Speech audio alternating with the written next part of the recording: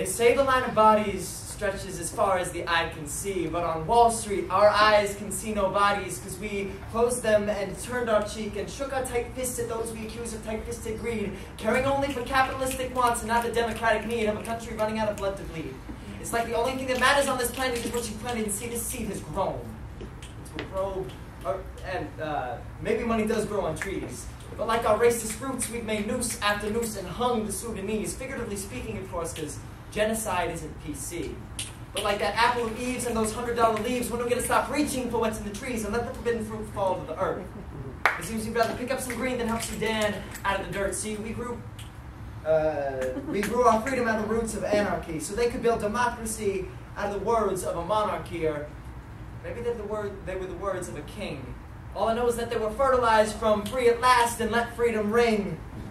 But they took those words to heart like they take shots to the heart, and now our nation's words are ripping their nation apart, tearing them limb from limb.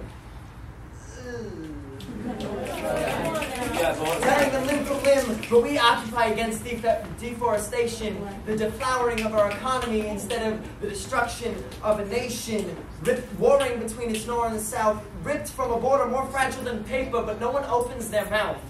See, I don't think Wall Street pursues just 1% over making a change, and I don't think Occupy realizes just how strange it is that protests for freedom condemn South Sudan to death. I mean, you can call for change, but who here's holding their breath? Have you ever noticed that a roll of quarters looks like a shotgun slug? Ready to aim and fired by the genocidal thugs. See, I just wish we put pennies in our pistols and shoot ourselves dead just to put some fucking sense back into our head. Nickel and dime, then help save a nation that is running out of time. Damn it. But if time is money, then why help the poor? It just feels like we don't know where we came from anymore. I'm not talking about the roots of our evolution, but the seeds of our revolution. From infertile soil, we have harvested freedom from the trees, but can't even spare the core of our constitution for the Sudanese. We've left them out of the shade, never under our eagle's wings, so I swear to God they must see democracy and genocide as the same thing.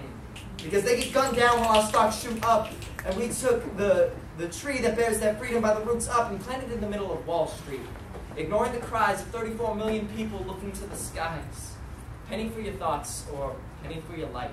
Because all you have to do is give up chasing that 1% to end the strife of a newborn nation that only ever wanted to be free. I just wish that a worldwide Occupy movement could see that we have ignored the earth-shattering pleas of Sudan and left them hanging from the trees. Forgotten the idea of foreign aid, obsessed with chasing our already free trade, and ran off into the future, leaving Sudan in the past, clinging to that monarch's phrase, free at last, thank God Almighty, we are free.